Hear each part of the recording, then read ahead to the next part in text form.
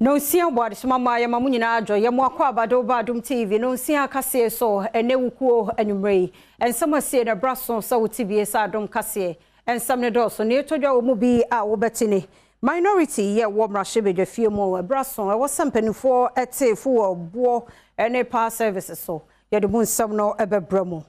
Association of Magistrates and Judges and so Esamadina MP na no asem bi oka kire ojaji ni ba ko no nyame anim ne entwaye and also yet the moon some no ebeba. Nanka nay suapon awodo no hwe animu so akyekere fo beba. E wo said the court to share one mo say nko wo mmra no mekira de no. Nenso anya adwuma eno ene apomode adwadie. Awokan si obi man so e de gede na nwumre me de bro Adom TV kase Facebook/Adom TV. Kase no wo Go TV 176 DSTV 280. Bidi afia amankwa tamaklo.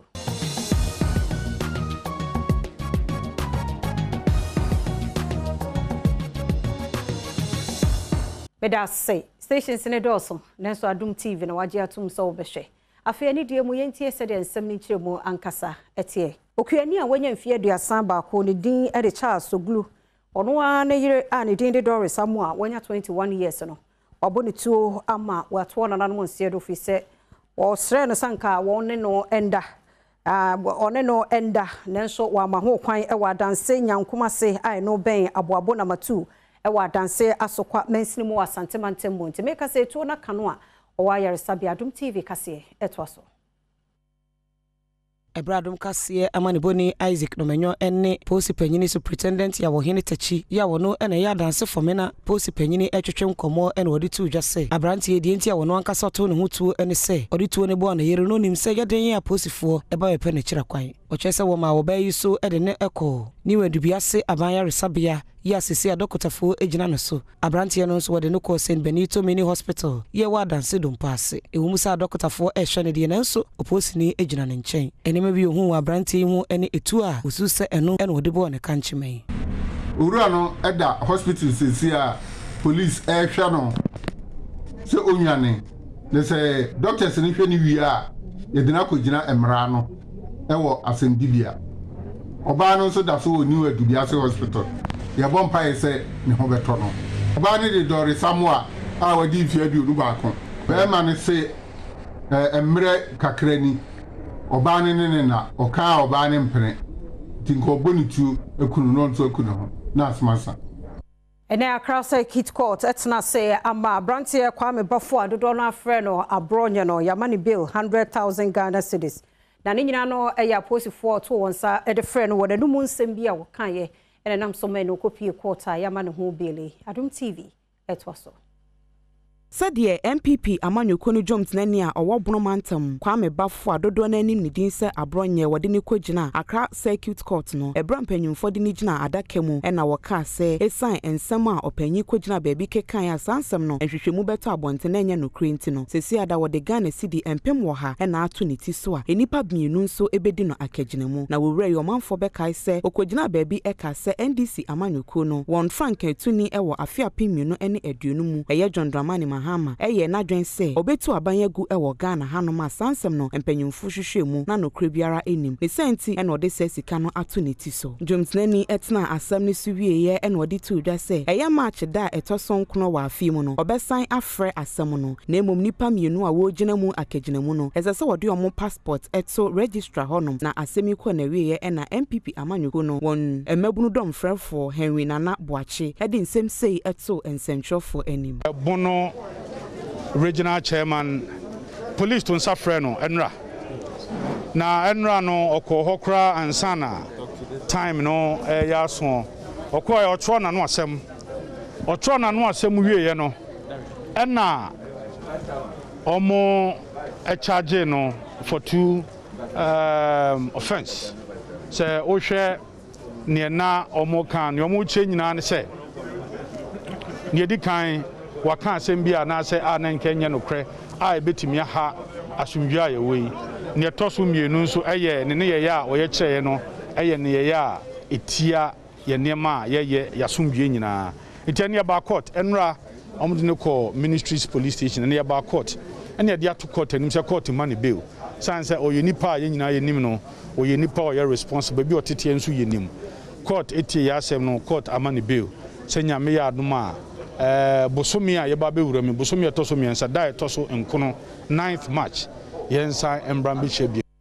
Adom kuma womra sobejo fie mu se ni manimi ya no eho akwa hia sepa service na feifu obo e was mpani 40 so de nti a womo kasa nsemi na Adom TV kase etwaso Ebra ranking member ya wo Power and Energy Committee emu ewo emrahebedwafie John Aboginapo ekasa ewo emrahebedwafie eno wode tu dwa se PURC eye wo monkokwa mu hwehwemu efa fango ene enyinamamode ebo ewo man Ghana mu okyerese enyade ya wo bo mpanimfu amane ye wonu ankasa ene ye wo monkokwa mu hwehwemu a wo behu se ene mabu akosoro ye nkankan ene fango ene enyinamamode ebo misenti wode to aban ene ne mpanimfu enim se ene enimu yi a mpanimfu nhwe no wontete ene maso ye fango nso wonhwe no wontete so ema omanfo aje charge services bia etwa enipa nso mu. In fact, you hear senior woman increases our charges no na ebro entiase ebro adwene so ye mpense mu no ye nyante ye say PURC akwatena kokwa mu increases our tariffs by very huge margins. Now we PURC omumra no any senior so mu ye adwuma ansa no ombe increases our charges eso mo ne ye customers no consumers ye dinkita ho. Secondly, so mo yes antumu na eso omo eboga na fo amane we de akoye se oma ye no ewo kokwa mu a oma start ejiji sesika no e na ye dom kuma na ye wo Mines and Energy Committee no ye de atodwa se PURC fo entwensan ne omo ye no ebo ebra ene emra no enka nti no omo ntwensan na omo mfa yie entu yie se wo ma anya ye wo ho kwan as emrese bedwafo se ye betwe omo abaha na yede omafa emra kwan so nia esa toso ye fuel prices petrol ni diesel say every day we sorry na yatum. In fact yatum ma say kura de Ghana for amene na wo hwe ye budget na e kire say na ye wo arehwemu say ye beton ye fa anwo no $61 per barrel and na ye ton no 94. That means that nyamfa so boom a ye betimi e de aboa ama fuel prices na abafom and aye twe aban na dwene abaso se monya samfa so dia taxes twitwe die taxes bebrebe amode ato fuel prices no so no munya ho bibi na Ghana fo ho ha omo kakra. Adom TV kase na oguso ehwero na nanka ene asuafo ye wo universities ahodo mechere public universities no nko mo hwese wa church fo beba na wo ma ba chere wo mo ade nanso ye bo aproko ho no de no show wo mo amma Adom TV edeba Atwetwerefo ko Ghana hanom abrofo kase motwa wonti a wafre won Utah getuate a wate wa ban so na watwe nsiani no sede National Labour Commission for de omokodi asenibia na hyese animu ya wonko sukuu dem nkwokyera de enti Adom kase de aprobo no ekopie sukuu ahodo mu wo Ghana hanom a ne ehwese suapon ahodo emu adekere ahyase ekoso na de ede ne se na atwetwerefo wonko sukuu mu a wokwa akwokyera de ye ne sukuufo bi edi nkoma woka se sesi adade ekoso no eha won paisan se teacher foi esan eba bekyerɛ wo made a enka bɛyɛ wonte nanka ade esese wosua ewo eye won semester yi mu ko betimi asua awie ntem. Me student no me ha me ma me ne papa to school fees my bus school de bia me kona me basa by this time I think ya start bia I and as a medicine but bibisa enkoso then we resume academic calendar no be shift the akwa anymore ya shifting bukra na ensesan ye bebem san ye bem so sana sikasem so ebekwa anymore ti ha de ha me but ehun hia se bibisa enso so ekoso se dia UTAC for no lectures for no so mbenya ne omope na dachi bia no so no ya nkoso anto so anye bibisa ya na se strike bisa nkoso me na me share enim kakra do your friend saying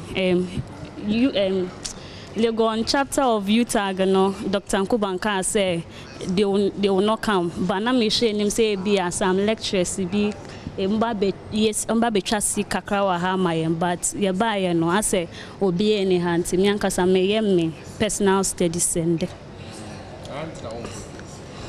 if ye die me die me kwa me ma me be ha me nti no me kwa ma me nsua de obeka se me nkotototo ne amanti me pese me ko nti ne me wo ha dia menya asumdwe kakra de suade ye bonya mempa say lectures no mbeba nti ye den a omoba ade na me won na na ye ombetre nti no ehun say mesua ahead ansa no maba said the omoba eniema be easy amame na wo Utah nsem no mu no majority kokos wo mra hwebedwe fie ya desre na ode ma Utah say won for woni nto emofra nanim ene won da achia desua won munsanko class ma won adom kase ne won edi nkomoyi Dom kesi a owo mrahye bidwafie de adeswede to atwetwefo wosuapon ahodo abrofo kase mutwa wontiawa efro won Utah ganimu se wosra won pa se animu ya wonsan wonachi enkosuku mu enkotrade ensem a wokan ye ene se ewomu se sesi adantawantawa aba beto Utah gefo ene National Labour Commission for entem nanso wagidi ye pa se ne ye mu nti na ama na ba ne sa weyi nti ebe ya nka Utah gefo entie wonsem a woka no e wasopem na wonsan enkosuku mu no wonkotrade Ozikan yenimde yan universities na strike a teacherful lecturers will strike because of one sikasam the crown ebien ahen majority caucus ya hu brase as a strani there a teacher fu won ko nka kire mo frama naze yesra hon there aban etwa na mondo obete won asam no yesu yesra there dem roba ya moframa no one semester nhihye no onkase no won hwe moframa won bre ho na won ko classroom at the same time no won nzama ontwe ya wo tu wan na mon yesra ben de ontwa na mon wano na za oyeda wo tutu akwem no won fa to akwem na ye na checherefo won so won akomento wo yim Association of Magistrates and Judges and so akasa de etia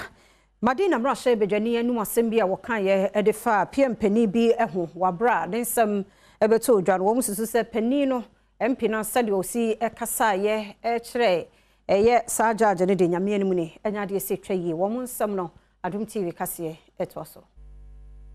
The Association of Magistrates and Judges of Ghana AMJG has noted with grave concern and dismay a statement by Honorable Francis Xavier Sosu, Member of Parliament for the Medina constituency, that there are judges who he calls political judges. This statement of the Honorable Sosu, who is a lawyer, was made during an interview he granted after a demonstration and is available on social media and on various radio stations.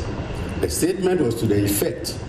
that some judges seek refuge and hide behind political parties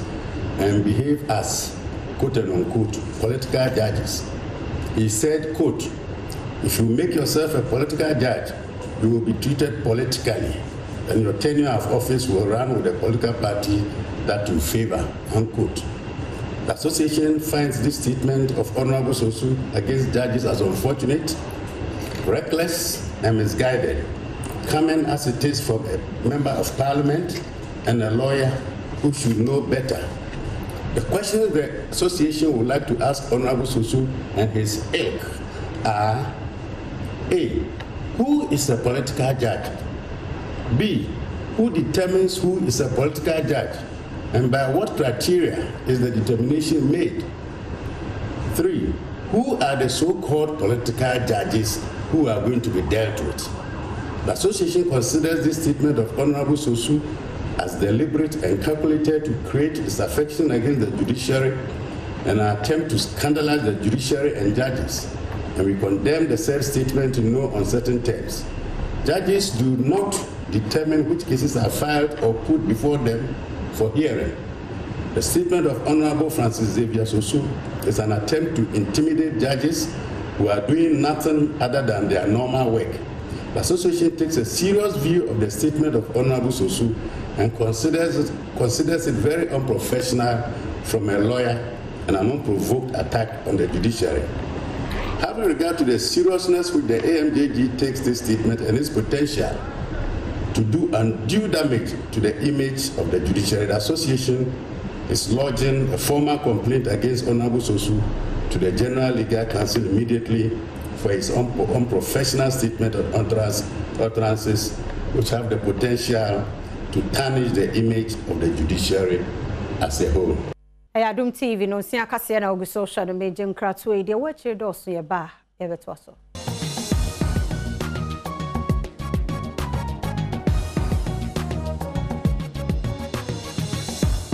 Say yasamu akwa babiem do ba Adom TV no sia kase no so wo Facebook a yeda se papa wo fie mu amosha ye yeda mo se ma yento so nkonsam foforo mu na ye ko eye bo free da basic school eno wo crachin twomro mansirimu wo ti mantemu enne school no wo mu ni nkonwa a won tena so sua de enti ama adesua ne adekira ye den obekọ school mu ho no fom na nkrate esua de ya mane boni de akire eto so.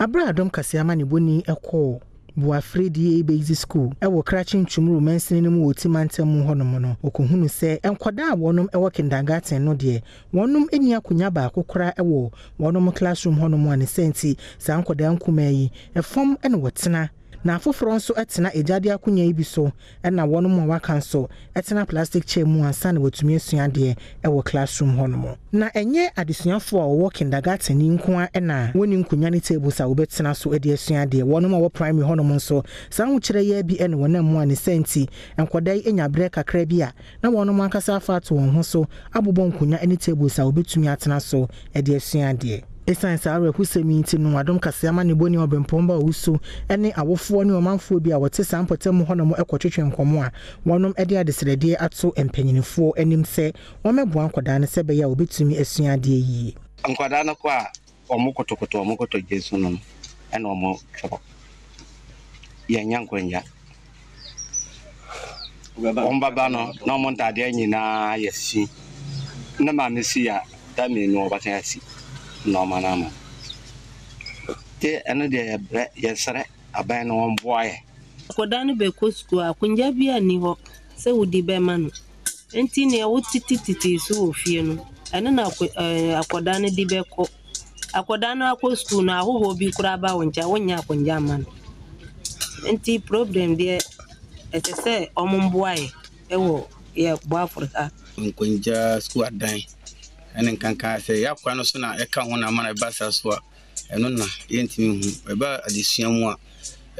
mofra no esempo de kro tro mo mpase se nim se omko school sa enkrata na de da fom school adan so bi ni ho ene adesua no em se wo fom kakra nde hwe mofra no adesua ne enkrata sema ene de anokore ba fra hype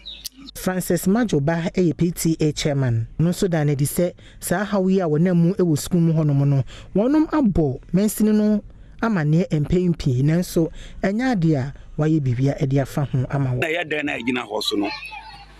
nso nya mu na pe nkwara no nyina omodwane kofie no ya ntima antua da no so na ya fili dan no na ya office so memfa na say nkwara no mboa bia be wura mo nkwara na aba so on ba hwe na omo yi mboa no ama ya office no ashi nti ya stress ya bembe timi aboy Assembly members be a one more sentiment mode to a binanim ne tichu ne nalag mpanifo sa fidie anka moto no wonte so kakra no na na hyen omma wo mo ka anka sa fi se moto no edi ebirum awu na wonse samoto ma wo no bai said be ya wadwuma mu akobadie mu no ene so be kototen ama wo mo wonyina so oni Adom TV eto so Sa adie afempinu ene wotwemu ena wonom ehya ase sebe ye beboa ama assembly members no atimi ayi wonom adwuma yi na assembly members yi ekiremu a efibra wo hya ase echeche sa motorbike si ema wonom no eno me de abegyae won so no edoso sene enhyira ewomu abra wonom eye Asante Regional Delegates Conference ewo Akomadan ena assembly members yi ekire wo hawo ahodo a sa motorbike si ede abegyae wonom so sense moto de die wo ba ntige besre benefo onye ba na like say o madaro ma nka say du benefo ani motorbikes dey say ekuya ntin case bia on ba boy ama adwufufu ba he fa kakra meka na senior car kitikiti bia enke be boa titiri eme ye breba na moto nyo ba bia kora beti betwi usuro yenhwe number of accidents any lives motorbikes across here as a nation enye easy. First, I say because of the roads, any idea anyway. Who share and then send me a year motorbikes, especially me or Bami, woman motorbike, a better motorbike. And ye, Yeah, can I say MPs no more no so, but MPs no so yet we talk about and MPs in the cast in the assembly members are requested. MP Banko car, better assembly member. A bit me to assembly members, bear 20 car. Joseph Kodia, ya wonom etai friend Kimpozo, mensni krachi was such a central. Now one also adding some say etudra. For instance, I was such a central. Yeah, part in the Cassia Royal from. It is all the motorbike air such a central. Motorbike ya Supreme and I be a Mensiafu, and I be fully proof for me. The such a central. And the other make us a message. Say not like AJ, they are doing a free motorbike. You move this to be the type of motor, a bar, a background. Chotro for Eman Nalak, Kukuruko Amankwa, and so at the Anu Ye say, and Mai, assembly members and someone with the 2 Dano. Electorally, we will buy 5-6 communities. In the Ayana, an area, you have to go for move from one community to other and take pursue that challenges. Adom TV no sia kase na oguso ehwe ma yento so na yenko ensem foforo emu na sebeye na Green Ghana project ya my Ghana ye disi ye so afrase bejirane na asunti no ene wukọ eye Brekuma Forestry Commission penifo ye wo ho wo mo edefa belt bi abo eye enuane nyina eho ban sebeye jabi nkonkotomo ne ho niema. Adom TV etwaso Forest Range Manager Sule Osman echire mu se wonom eden hyehye bebre egu akwan mu sebe ya enua bebro empem aduosia ya wodua ye no ejahwenhwe entomu enhyiase nyina sa enua yi wonom dua ye wo Brekum Water Works sene be ya ensuo a omanfo a wote Brekum enom no ebetumi aboban ewo ho na afei enkonkɔwe kora Sule Osman nchire mu a wodi tudwa no eni wo nsuo na wontimi protect no se wondua ba site is exposed to the sunshine, but once the trees are there, then they serve as watershed. So it will not be exposed to the sunshine. So that is one of the essence of planting the trees here. So that those trees will serve as watershed to protect the water body there, so that it won't dry up. So we continue to do some extension. This year, 2022, Sunyani Forest District, we will be planting about 600,000 of trees for the Green Ghana, because the Green Ghana has come to stay. And for that matter, yebedua bika ho. Forestry Commission asan so de ato manfo nyina enemu se bebi biara wadua eduane bie no omamodin ase obebo ho ban esan se e won fasodie bebre edema adasa. Farmers no bebre wo ho no bo spray. Last ye ba hana ye hu se bebi kit omo bo spray bebi. So ye nya nipa no na ye kan chon se bebi an bo spray no ye dua ba. So ye force no oba ba dua bika ho. So these are some of the dangers that are threatening our plantation here. Besides that, on say personal ba so e basa de se wonye protection ma entime survive. So last ye fa why you for no ye koye fire belt ye we na ye control burning enche kura na ahano kura no mo ahye ho so ye dro ho kura entime ba ho. So these are some of the ways we use to protect the plantation. On say who lives no ebi wo ho na they have shared their lives, that doesn't mean that they are dead. Maybe when the rain sets in, when who say a bet must shoot out. But others that are dead say in so tall, you be replanting, na ye beaten up, na nina ye problem. Yankwamra shebe je fie mu, nene wamra shebe je fie mu no bibi koso ewo ho a kaya mi se ye aka ho se speaker so oba be wramu apa na fado. So mo ya ma ko speaker ti me na wadwa amo ate won mo won titu ni kokume wo ho no se ono ye father for nye fado. Adom TV etwaso Isansa ensamrania emrashebedwafo ebo achamehino emrashebedwafie Alban Baben wabra obaberu emrashebedwafie nti eneyi achamehine Alban Kingsford Sumana Baben echrese asabne hanu nenso enyade a wotimi eka ho hwe ene woberu emrashebedwafie won mo tiatem fada ya wode ma achamehine akwaba emrashebedwafie nenso ochrese enade a enije ho okasa ene wodi tu dwase ogitumpa se wono ene ye papa emrashebedwafie nenso wo mayi emrashebedwafie no emra no ema ho kwan se papa ba obepai ne sa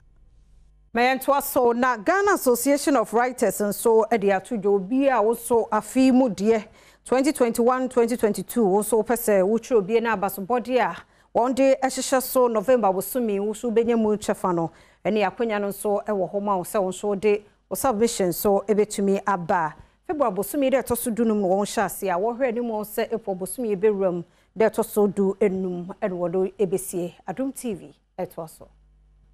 Jolate Junior and a for Emma Ghana Association of Writers, Wonum Awards Planning Committee, no. Nabra Wonum Eda, Safe Girl Literary Awards, Jumedino Edino, and Penny Editon some trophy in a say, one more Wonum Abasubodi Jumedian who deru and Farmer Wonum. In Tia, or decided say day to Janina Edina say, Wachiremwa, Wonum Shas yes a warrior Abasubodi Jumedi, and yen ya will see Jina yes and Carfibiano, or Bessa Abasubodi Jumedi, and so if we are fair Pem a hankuno near do what you more, was Shas yes a warrior Abasubodi, a fee, and I went to me a yen to soon see. The saint what it was around Cram Cranny Jumakuin and I say, one tie a queer chisani beya will be to me at the Abasubodi ama, or man for our chron homa, a woman. It's a probably na and kind new minty, and I feel so ye promotion of intino. Ma ejimuku esomo so ya sen na sa awosi ya na sa basobode onhihye ya baso no na ye fe no ye ntenya nti adesade na president edito nsentwafo nyinanim se mmode na mumbo hu dewro emayen se na be ya ejimuku ahoro bebre betimi aso ya sen na mudi sika na akwamfo bia so betimi afa aboa ma sa nhihye ya akoso no akoso nti sa basobode we be hye nkrofo crime ma tro abakosem nima bebre betumi avoa oman na yetumpon Penimpa bi de akira wode akuya no ya onukure yesanse adwumtenani ema awards planning committee no Doris Adabosu kuwonu enso kira kwan obefa so a wode beyi wono mu a obebo wono mu abaso no. We will collate all the winning works. That's the highest overall scores. 3 winners for each category will be declared. The ultimate awards, first runner-ups and second runner-ups. Stage 5, announcement of 3 finalists for each category. A contestant may submit different works in different categories for the competition. Revised editions of works submitted in the previous year are eligible for entry. No submission of same work in more than 1 language in the same award period. Assessment will be done by distinguished literary personalities. Dedu so no yenkomra no yemehwese de apomuden ye dwadie agokansie ene ne aka ne tie ye basisi a ye betwaso. Yamo kwa abayada se Adom TV kase na o hye no dedu so no yehwese de apomuden mu nsem no etie na enne womrahye bedwafie mu no hwehwemu ya efa health minister Kwaku Agyeman eye dro Sputnik V vaccine ne ho nsensem bewi akire ye hunu sika kodi ya omosade baaye no na ese womo ebobo hu wi akire no na se so rafanyo marking ne afi ora kwabna mita kando eyi ya ekoso ho Adom TV etwaso Emrahye bedwafie chiame edito abedwafo no enmu se investigative committee a wote won se osoafo hwa apomuden ho nsam so Kwaku Agyeman no Sputnik V edro okotoye no sikasam aye basa omne sent wonhwehwem no wode ho enhuhumu ebeto abedwafo no enim na saasemi to won enim na Alexander Fenyomakin edito mpanyimfo nim se committee a woyi won se wonye asem ni mu nhwehwemu no na ebi freedom kumanim na ebi freedom kese enim na woye nhwehwemu ni we wohu se osoafo hwa apomuden won sam so edi no kre na emum edra okotoye no de amedru Ghana no wasanachi esa akwaje ehu sika nyina infida the Sputnik V committee won sansam obotugwa yetu wana mon mankasa na meye gomtren wo dem committee no yenyina ya adwene ye kor ya jensem bi tutu kratado kade abanin to na mon na sika wetu ama oye Sheikh Al Maktoum one supply no Sputnik vaccines no abanin bomoze no onji de miskan onenye yenaze titru a yeken wo yen report no mu nyame nchaze abanin to anamon ema company no so refund eyi oman Ghana niska nti chede e ka obiara amba nanso odi nsemi tu dwa wieye na Emrahye bedwani a owo dwabo so kwabna menta account odi tu dwa se opanyin no ba yanim ansa na ko san sa contract we oba ye no budget odi ba yanim kire say sa vaccine no onto bia ma ne mmoro so more than $10 and so ekwo wiase no na kodu be $10 per dose when nyina chi no opanyin e ba yanim no oka kire committee no say adwo committee ni say wan tua sika bia ama Ahmed Dag Maktoum ye hwehwɛ mu no nyina wie ye no ne hu sɛ watua sika titiri bɛyɛ $2.850 million and net ka Ghana sika na odane dollar na aba Ghana sika mu a ɛyɛ bebre kwa so hu nti no che sɛ ɔpanyin no so na wɔtwa ntoro wɔn nyinaa ma nyina so sɛ ɔpanyin ɛntena fie nyɛ saa ɔsoafo ɛmmɔ saa bra no nti ɔpanyin no ahobrasɛ mu ano ɔnkɔ na ɔnkɔ tena fie.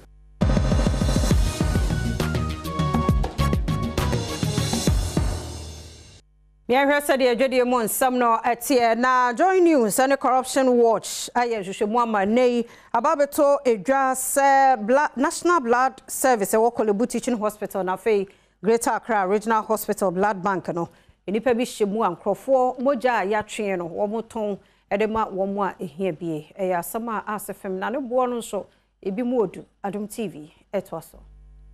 Joy News amane bofo ketaishe kankan ne proye enwo hwehwemu a oye ewo my Ghana mu sisei waye bi enwunu se enipa bi efa kwati kwanso eton moja edema wonu mu eyare ya woni National Blood Service ewo Kolebu Abanyare Sabia ewo Nkramantem mu ene di sa adwuma no uko Greater Accra Regional Hospital a odwumayeni baako eje Ghana cedi ahasa se wo ma obi a woyare emoja ya National Blood Service yo mu Kolebu Teaching Hospital enso echese obeje Ghana cedi ahanso ene aduonum ansa na wama obi moja Dr. Justina ansa echese eni se obi a woyade a oba beje moja ewo ayaresabia ho etuabro Ghana cedi oha ene aduonum wasansem wehunti Joy News Investigative Desk and Corruption Watch amane boni Francisca Enchel eyen hwehwemu ehu hawa wonu mu yade a wohia moja FM ene amane asa kwambone a amanfo bi efaso eton moja ede wonum FM e wayaresabia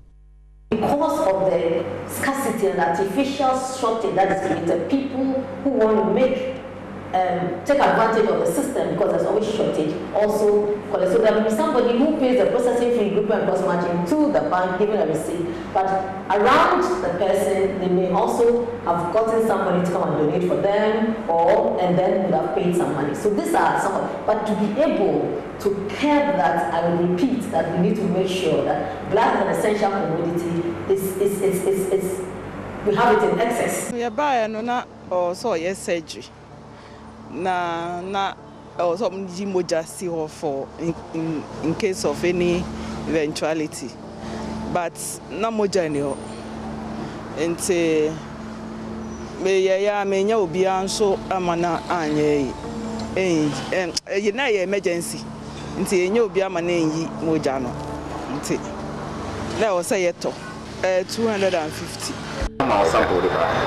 da bi o mo request mo de ma I'm a machine.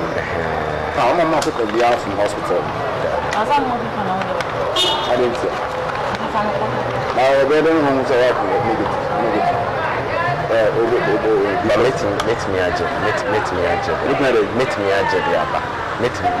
request any sample. Okay. I just know that. Is it a big hospital? Okay. Okay. And now I'm the head and number the direct. No problem. That's a 59 to check. Is it any positive? Tell me the way to the mama and what can I do? Only one day. You only one day. I don't know. We don't call it so long. Got to the minute. You want to know catch the catch me na kana kama mama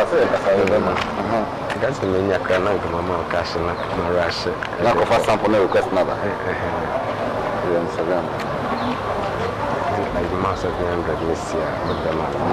na be you from no this is the sample request na ba welcome okay so you take